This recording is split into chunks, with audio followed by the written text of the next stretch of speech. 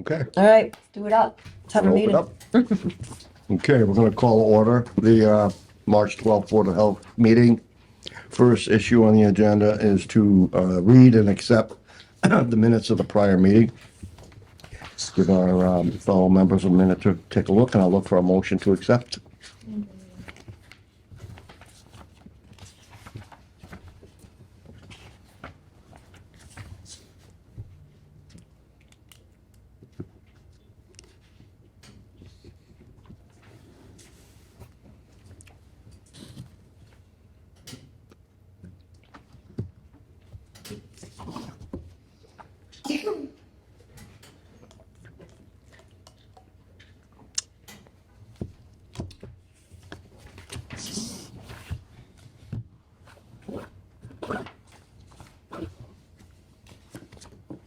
Do you need more time or you good?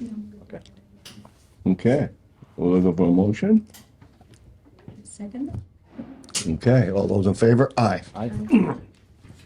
Lisa, you want to discuss Public Health Week celebration? Yes, I do. So Public Health Week will be the first week in April. The staff is working on putting together a really great week of activities and promotions. So I'm gonna let Irini speak to it, and then I'll give you some other details. Yes, hello, good evening.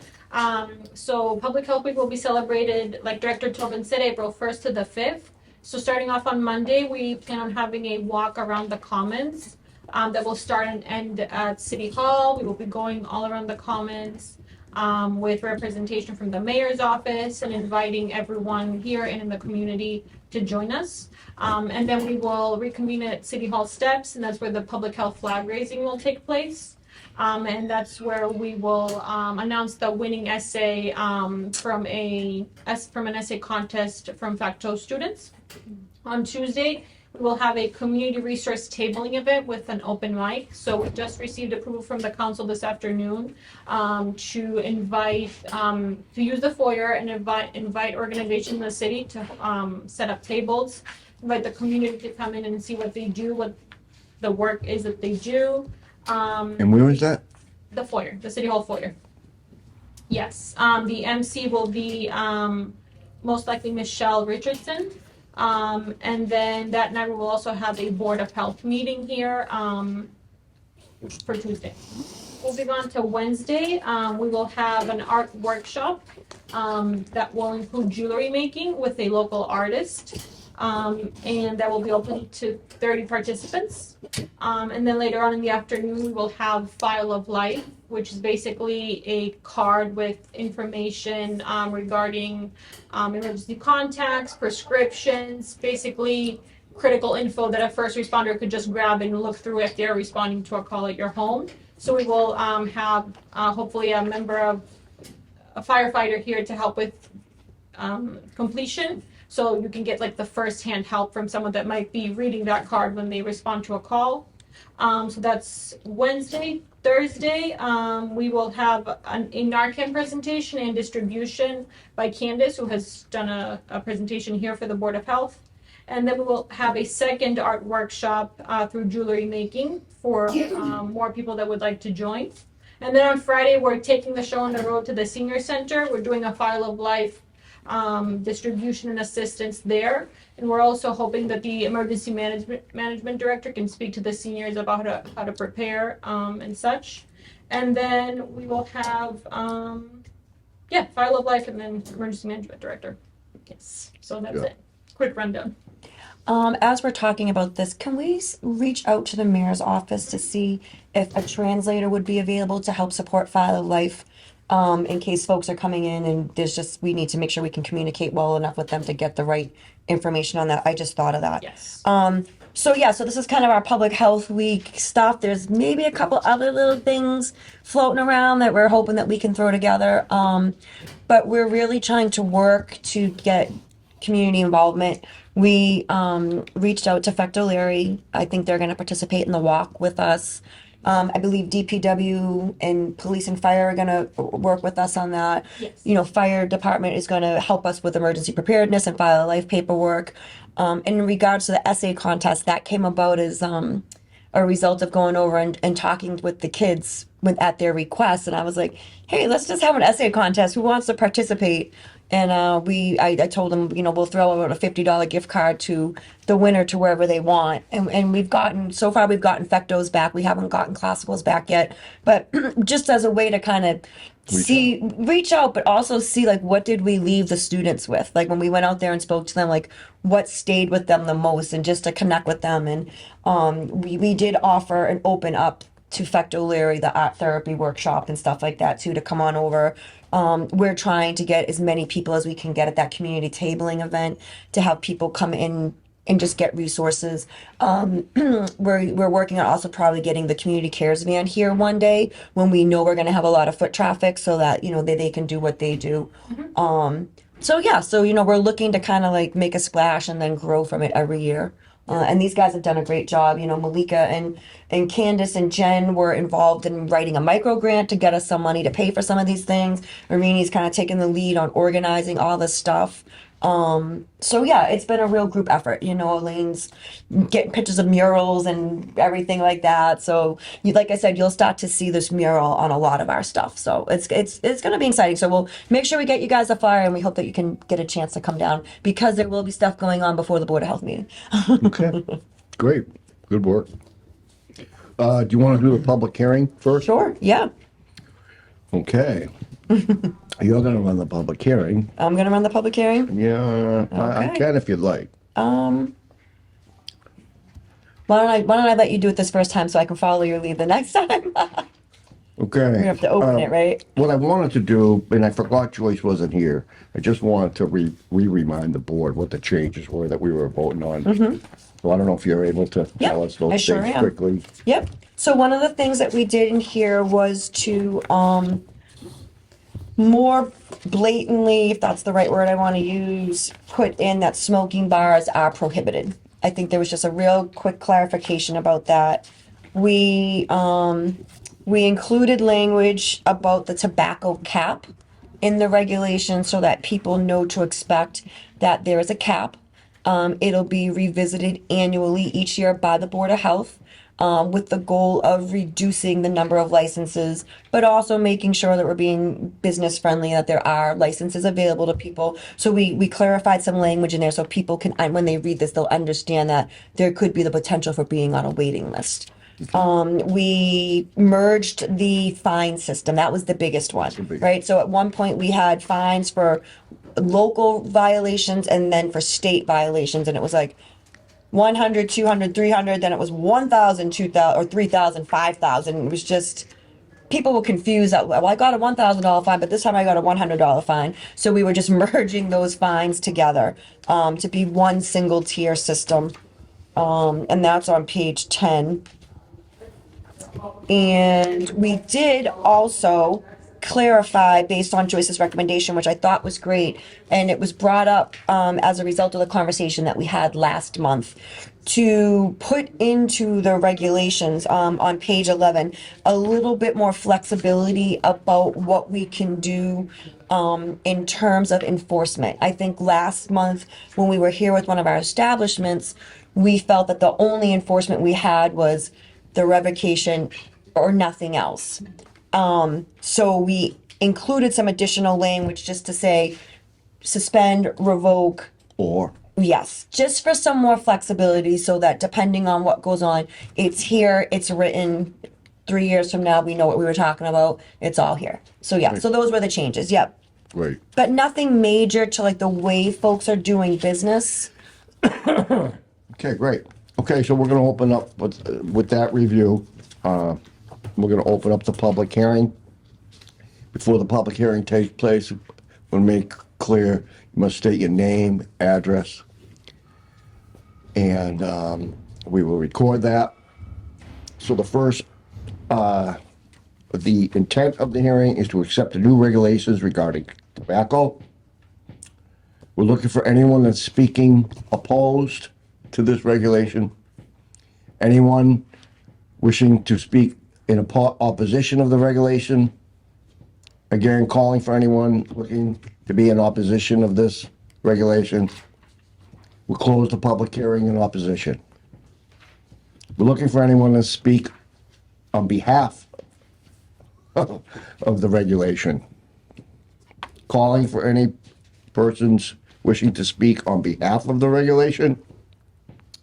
Third call of anyone wishing to speak on behalf of the regulation. No one wishing to speak on behalf of the regulation. The public hearing regarding tobaccos is officially closed. You need a motion from us to adopt now? Yes. Okay.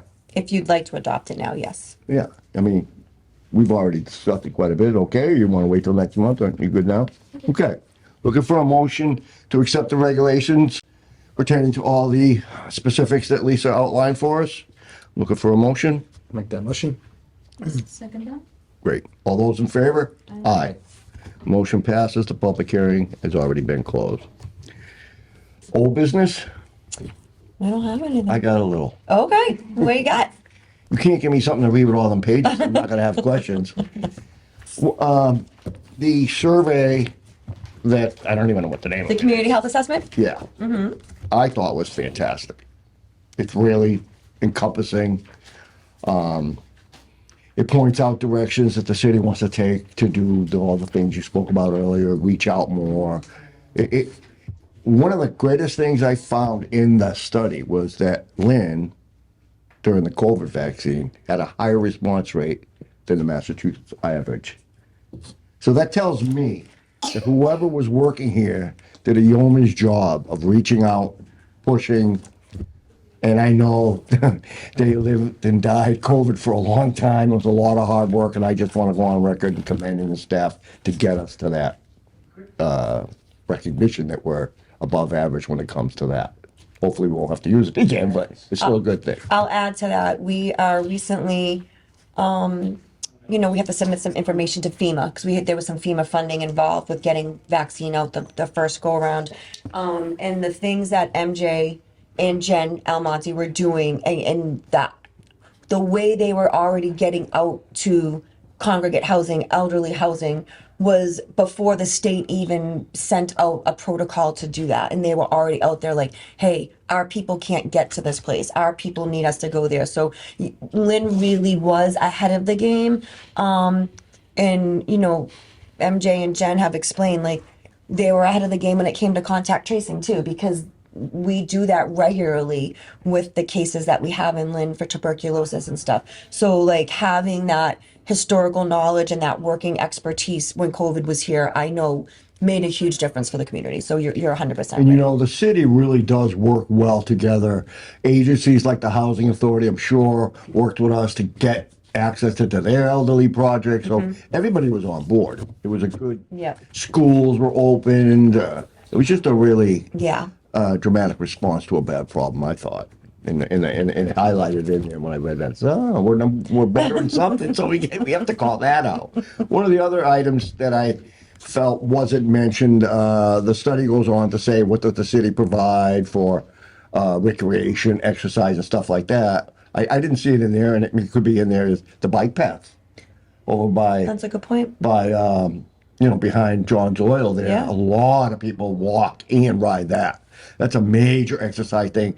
For over 20 or 30 years, people have been fighting for that thing, and I think it's a good thing. I think it's probably underutilized because a lot of people don't even realize that it's safe and it exists. So that's a big thing, I think. That's progress. That's when you see. I remember when I worked at community development, there was a family that's a long time ago that wanted to do that down by John's house. It's just great. It's a good thing. A lot of people use it, Yeah, I think it's the Bike to walking. the Sea organization that, Yeah. or the Northern Strand Trail, is that what it is too? Yeah. But I mean, I see people all the time walking it. Yeah. So, Lynn has a lot of things that we recreationally, and it seems as if the study says that especially the elderly are looking for things to do on the outside that there's not a lot. There were complaints of no movie theater, no bowling alleys, things like that. And I guess I'm one of them, one of the elderly looking for, I'm not looking for anything to do. I just want to golf. That's it. Well, lucky for you have a golf course in your backyard. Yeah. But, the thing is, I thought it was very well done and covered a lot of good stuff and a lot of avenues for us to go down. In terms of the recreation too, it's great timing because the planning department is putting out a survey on the parks and how people utilize our outdoor spaces and how do we make our outdoor spaces more accessible. And you guys heard that presentation from the Lynn Disability Network on the Winnebago. Like, so like this is one of those ways that we bring accessibility to our outdoor communities and our parks and stuff like that. So it is a good time synergistically to make sure that while this, there's a desire for this and the plan department is working on like, how do we better utilize things? Not everybody plays tennis anymore. Everybody plays pickleball. So you need smaller space, right? So what is, they're going to assess every park and see what needs to be Well, done? right now I think they're doing a survey to ask what people are looking for in the community. Like, and if there were priorities, what would your priorities be? Like, improve the existing parks, create a newer In park. specific neighborhoods or in general? Just in general, just a survey to see what Lynn residents are looking for, because we're pretty unique in the fact that we have so many outdoor parks, right? Yeah, Like we have good all size these small ones. little pocket parks, right? You know what I mean? Like My house. right? That's what I mean. But like every Yeah. park's got like a slide and some swings and some space. And I don't think you usually find that in most communities. You find like one or two big parks, and we've got like that was like one of the things growing up. Like, what park were you from? Like, what's your park? That's right. Right. The neighborhood went with the park, exactly. And I think that that's one of the things that makes Lynn what Lynn is. And I think we're finding that, that is community space that Yeah, people Lynn Woods, can the use. beach. Really do have a lot. And I'll tell you, you might be seeing our mural driving along to those parks this summer. That might be part of our public health interns project is, getting out there with the van to the parks is when the park and recs programs are going on and seeing what's going on and letting them know, hey, when you guys see this is what it means and here's how we can help and here's some stuff, I don't know if you probably don't remember, or maybe you do.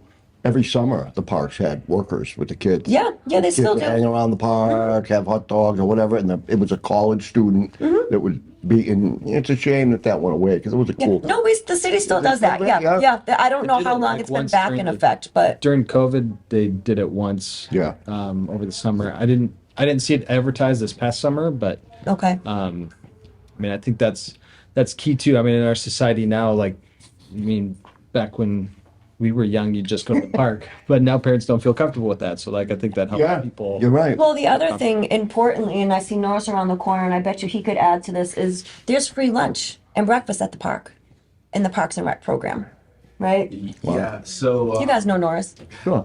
everyone, public health coordinator. So yeah, just really quickly, at the height of the pandemic, we definitely used places like parks, schoolyards as major food distribution points. Awesome. So, anything looking at empowering their usage, it would be very much welcome to the public health side of things.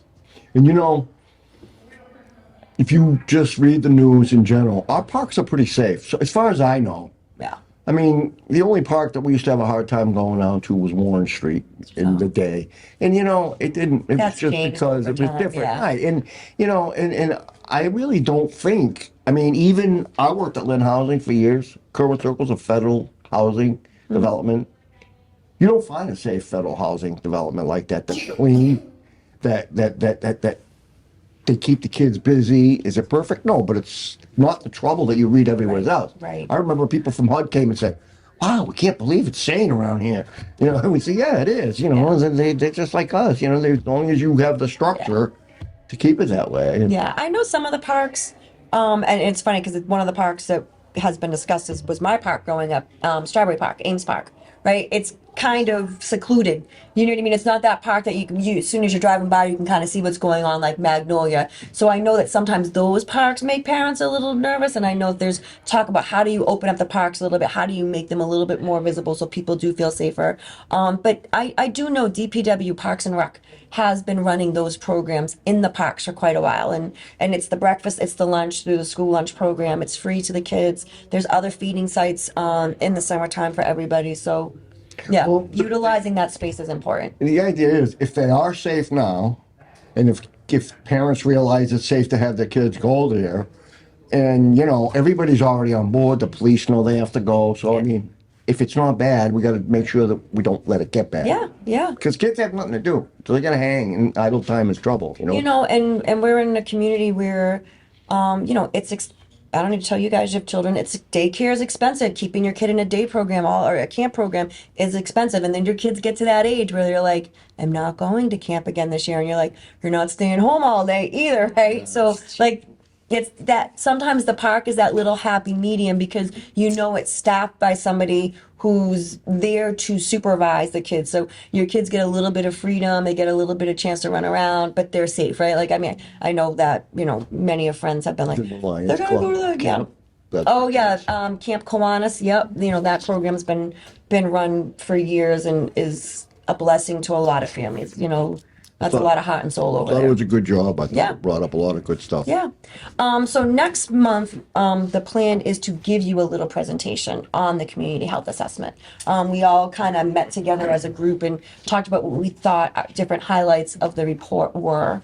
And the goal is to kind of get like a 30-minute presentation going that we can bring to different community groups, have here, take any questions and Well, stuff. there's a lot of medical data in there too. There's a doctor will be more familiar Yeah. than me. Yeah. And see what is it telling us, or Yeah. how do we deal with it? Yeah, and we're in the process of signing our community health improvement plan MOA with MAPIC, who are the people who did the community health assessment. So this is how do we improve, based on what our assessment is, what are we going to do to improve things? And I think one of the big things that we saw was healthcare, people just not having health insurance.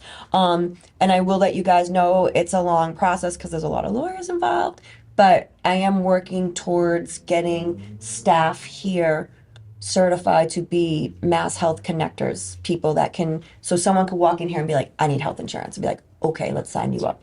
Do you know what I mean? Like, I think any place that you can help somebody with that, that we could have that at a flu clinic. If someone comes in and they're identified as not having insurance, like, gee, hey, do you want us to hook you up now? Do you want to make an appointment to come see us? I think if you can just get people and you don't have to, I don't know what the wait is at the health center. I know they have enrollment some walk-in specialists, stuff, but I'm sure most of it's by appointment. It's not anything that's quick. So if we can just be one more place where people can do that. I'd also love to be able to connect with the seniors in high school. Like, how many of them, when they turn 18, may not be able to be on someone's health insurance anymore or what have you, and really What's your plan? Yeah. and really making sure that those kids are empowered to take control and understand what they're going to need and not have to wait till they're sick or something happens for it to happen. So those are some of our plans. It's a good thing. They don't know that yet, but now they do. I have a tendency to be like, hey, we're going to do this. Shh, catch that ball. Catch this. I feel like I leave them all shaking their heads every now and then. Like, oh my God, she just walked in. It's like a whirlwind. I'm like, what do you think about this? Let's do that. Let's do this. And then I have to go back to them and be like, what did I say about that? Did I say this? Okay. But they roll with it. So I don't get any of it done without these guys. So super appreciative. Public Health Week will also be an ode of thanks to all of these guys for the work that they do. One of the issues that they discuss in the plan, I'm not going to beleaguer this too long because we're going to have a presentation. We'll talk more about it before. Is the housing stock, and Lisa and I were talking about the de-letting. Lynn really championed de-letting years and years ago, but as Lisa and I were discussing, places that were encapsulated, in other words, they didn't replace the wood, they just made sure it was solid, are falling out of compliance because of the age of our stock. So we have more de-letting performed than anywhere else, but the old stuff that wasn't removed and replaced is coming back now, and the numbers were a little bit high. But I know between Lynn Housing, Board of Health, everybody, Lynn was very, very aggressive with lead paint way back in the early 80s. I remember.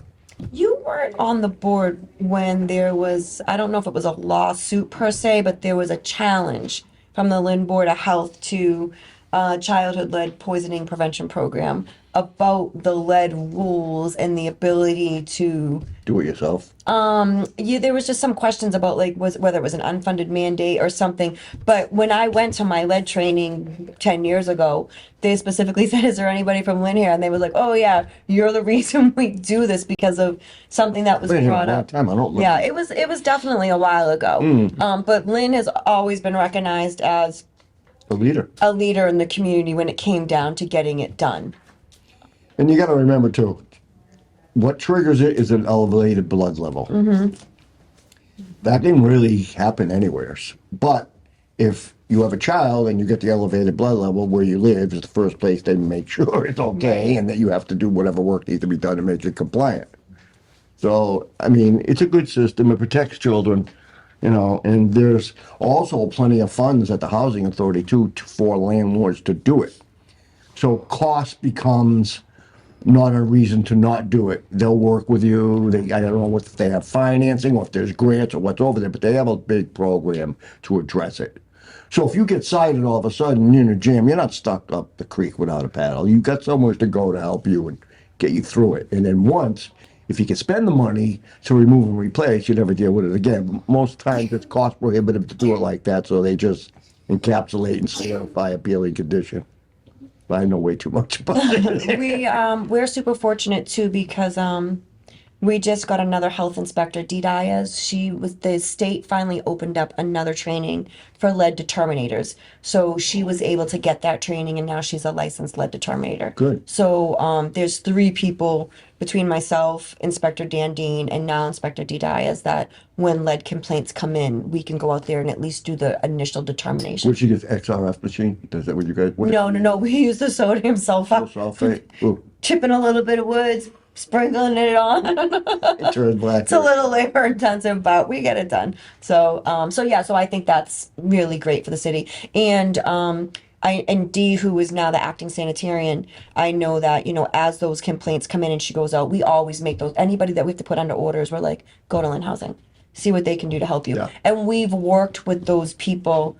If they needed some timeline extensions. Oh, I'm working with Lynn Housing. Right. Great. Get them to send over your approval and we'll work with you. As long as there's no elevated blood level to the state, you can work with people. But once they get it, you got Yeah. timelines. You got to tell them what you're going to do, who's going to do it. I just went through it with across the street. Yep. But they help you. They tell you, they're not. They want it to be a good condition too. The state, they were good with me up Yeah. there. Yeah. All right, I talked enough. Any other old business or new business you guys would like to discuss? No.